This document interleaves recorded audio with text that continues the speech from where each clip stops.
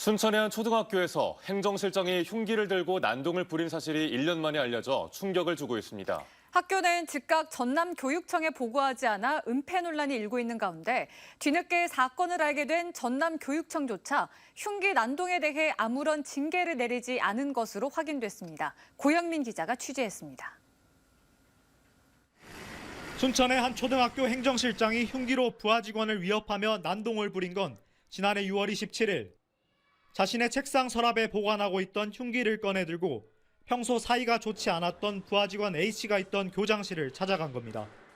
비명 소리를 듣고 쫓아온 다른 교직원들이 설득해 흉기를 빼앗고 나서야 행정실장의 난동은 끝이 났습니다. 근데 이제 그 뒤에 들어보니까 이제 그 친구가 그 우울증을 앓고 있다고 그러더만요. 하지만 학교 측은 학교에서 흉기 난동이 벌어졌는데도 순천교육지원청에 보고조차 하지 않았습니다. 그냥 조용히 학교에서 끝내는 게 좋겠다, 교장선 입장에서. 그래서 이제 보고를 안 한 거지.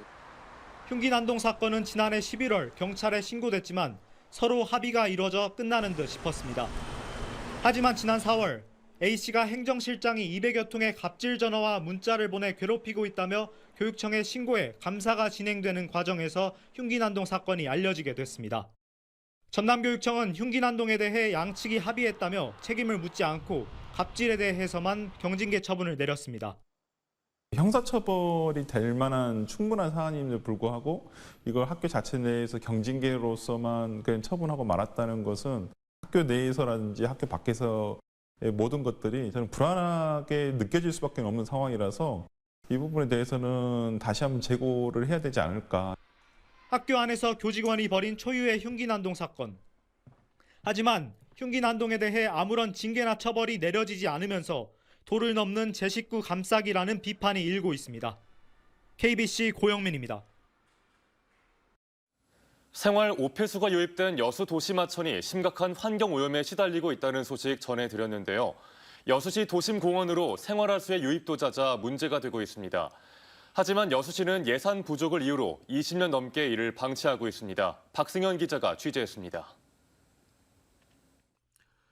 여수 도심 속 시민 휴식 공간으로 사랑받고 있는 성상공원입니다. 축구장 크기만한 호수에 거품이 둥둥 떠 있습니다.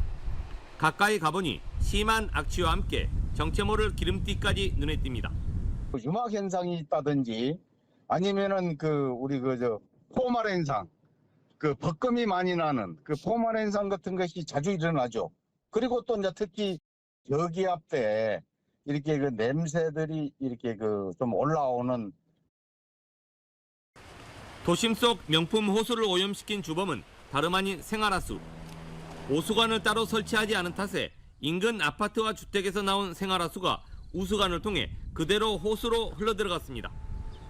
오염된 호수물은 하천을 거쳐 바다로 유입되는가 하면 농업용수로도 사용되면서 농작물 피해마저 우려되고 있습니다. 사정이 이런데도 여수시는 예산 부족만을 탓하며 20년 넘게 문제 해결에 나서지 않고 있습니다. 물 정화 활동을 부서 간에 양보하지 말고 각 부서들이 협업해가지고 이 물을 살리는데 적극 힘껏 노력해야 될 거라고. 여수 도심 하천 오염에 이어 공원 호수도 환경 오염에 시달리고 있는 상황. 전국 최대 규모의 석유화학 단지가 위치해 환경에 민감한 시민들의 의식을 고려해서라도 여수시의 환경 정책에 대대적인 수술이 필요하다는 비판이 큽니다. KBC 박승현입니다.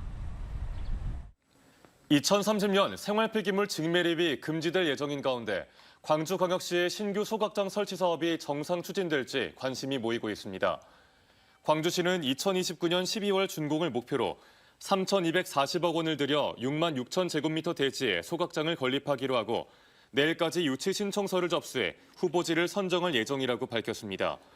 현재까지 유치 신청서를 접수한 곳은 한 곳으로 알려졌지만 광주시는 관련 문의가 계속되고 있는 만큼 마감 시점까지 두세 곳의 유치 신청서가 더 접수될 것으로 예상하고 있습니다. 포화 상태인 순천 왕조동 매립장을 대체할 차세대 공공자원화시설 최적지로 순천 연양동 일원이 선정됐습니다. 폐기물 처리시설 입지선정위원회가 타당성 조사와 현장 실사 등을 거쳐 연양동을 최적 후보지로 선정했고 순천시는 전략환경 영향평가와 주민공청회 등을 거쳐 올해 말까지 입지를 최종 선정할 예정입니다. 새 공공자원화 시설은 소각시설은 지하화하고 지상은 레저와 문화, 체육 활동이 가능한 공간으로 조성될 예정입니다. 뚜렷한 산업 기반이 없는 광주의 도시 경쟁력을 강화시키기 위한 다양한 시도와 논의가 최근 활발히 이뤄지고 있습니다. 이 가운데 광주의 인공지능과 바이오 생명, 문화를 결합한 이른바 ABC 산업을 집중 연계 육성해야 한다는 주장이 제기돼 관심을 모으고 있습니다. 이계혁 기자가 보도합니다. 인공지능 집적단지 조성이 속도를 내고 있는 광주의 AI 산업.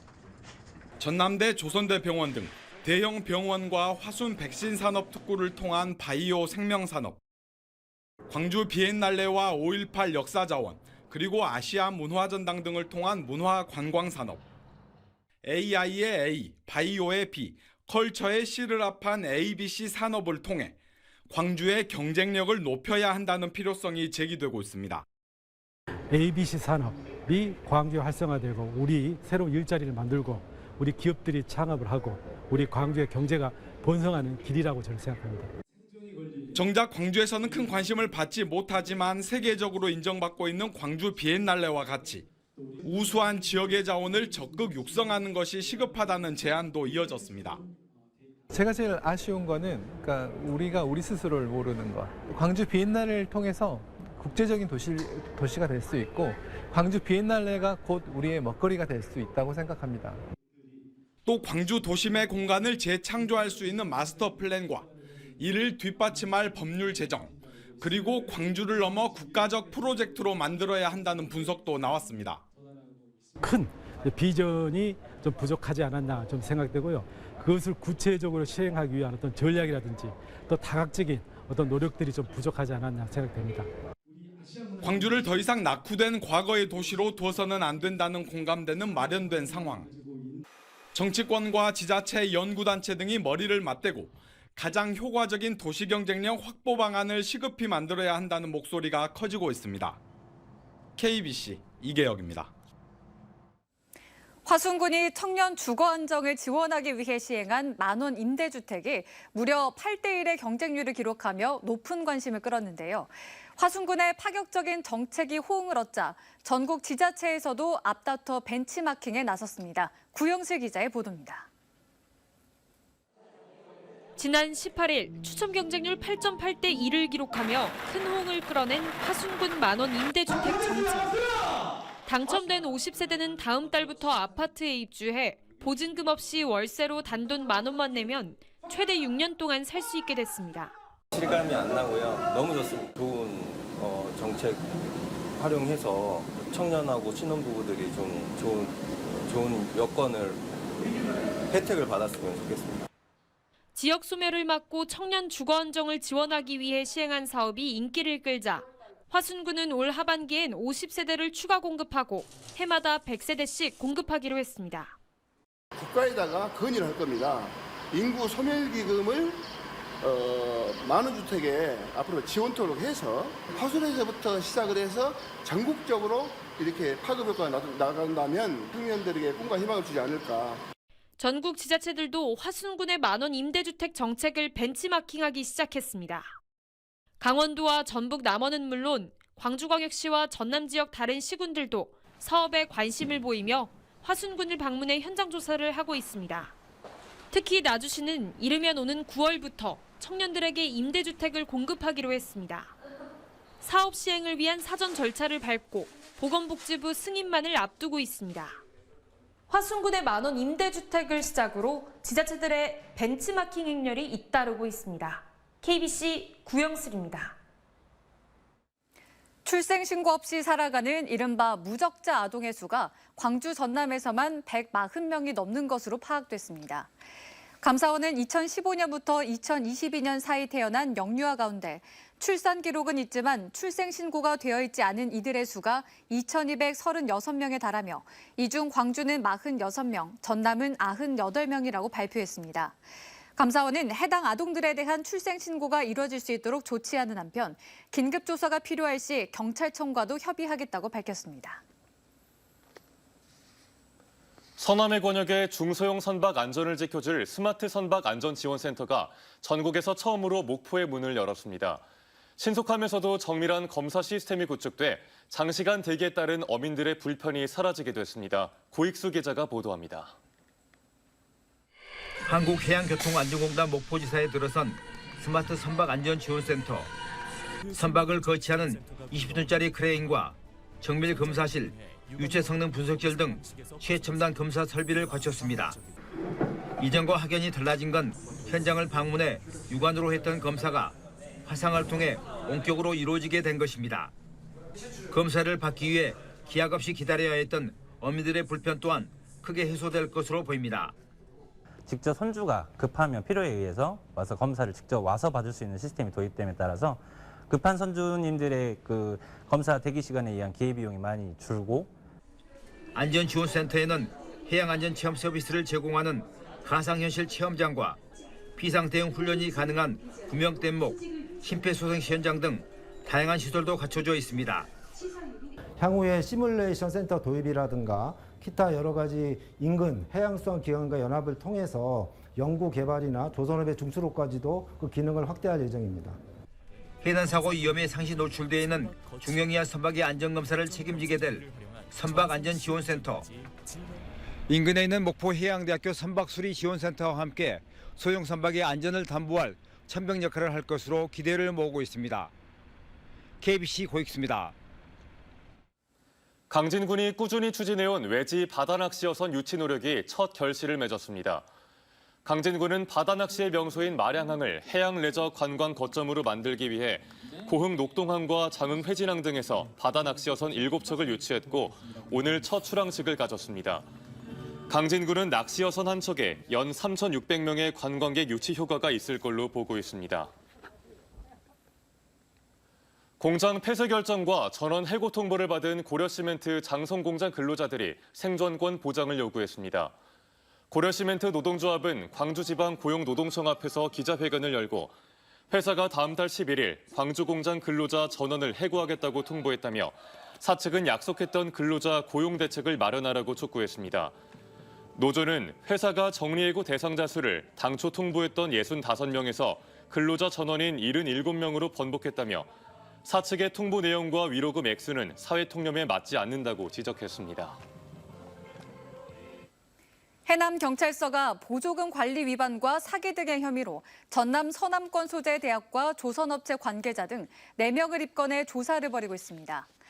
이들은 2021년부터 지난해까지 허위로 교육생을 등록한 뒤 고용노동부의 일학습 병행 훈련 지원금 2억 원가량을 부정으로 수급한 혐의를 받고 있습니다. 경찰은 해당 대학을 중심으로 30여 개 업체가 같은 수법으로 정보 지원금을 편취한 것으로 보고 수사를 확대하고 있습니다. 불법 대여한 면허로 토목 설계 회사를 운영한 데 이어 회사 자금 10억여 원을 횡령한 업체 대표에 대해 징역형이 선고됐습니다.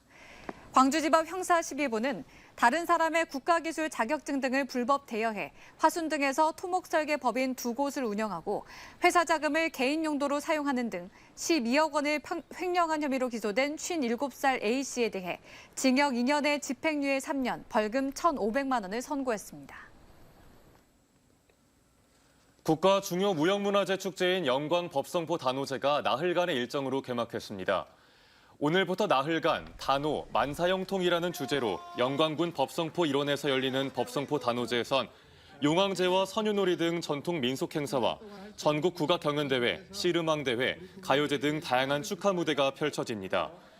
영광군은 전국에서 오는 축제 손님들을 위해 현장 안전 상황과 바가지 음식값을 점검하는 등 손님 맞이에 만전을 기하고 있습니다. 일본 후쿠시마 원전 오염수 방류를 비판하는 목소리가 이어지고 있습니다. 진보당 광주광역시당은 광주광역시청 앞에서 기자회견을 열고 최근 도쿄전력이 오염수를 바닷물에 희석해 내보내기 위한 작업을 완료해 오염수 방출이 현실화되고 있다며 일본 정부를 국제해양법 재판소에 제소할 것을 촉구했습니다. 또 국민의 84%가 반대하는 후쿠시마 오염수 방류를 저지하기 위해 정부가 더욱 강력한 조치에 나서라고 요구했습니다. 시민단체가 이태원 참사 진상규명 특별법 제정을 촉구하며 광주에서 릴레이 걷기 행진에 나서겠다고 선포했습니다. 12구 이태원 참사 유가족과 시민사회는 오늘 광주시청 앞에서 기자회견을 열어 진상규명 특별법 제정을 위한 릴레이 걷기를 실시하겠다고 밝혔습니다. 시민단체는 참사 발생 7개월이 지났지만 진상규명 특별법 제정을 위한 국회 입법 논의는 첫걸음조차 내딛지 못했다고 규탄했습니다. 릴레이 걷기는 오는 24일부터 매주 토요일마다 유가족 등 참가자들이 광주 곳곳을 1시간가량 걷는 방식으로 열릴 예정입니다. 광주시의 공공기관장 인사청문 대상 기관이 8개 기관에서 12개 기관으로 확대됩니다. 광주광역시는 민선 8기 공공기관 구조혁신안의 인사청문 대상 기준을 정원 100명 또는 예산 500억 원 이상 기관으로 하기로 함에 따라 광주 테크노파크와 광주 정보문화산업진흥원, 광주 사회서비스원, 광주 그린카진흥원, 광주연구원 등 5개 기관을 새롭게 인사청문 대상에 포함시켰습니다. 하지만 해산 절차를 앞두고 있는 광주복지연구원은 제외했습니다.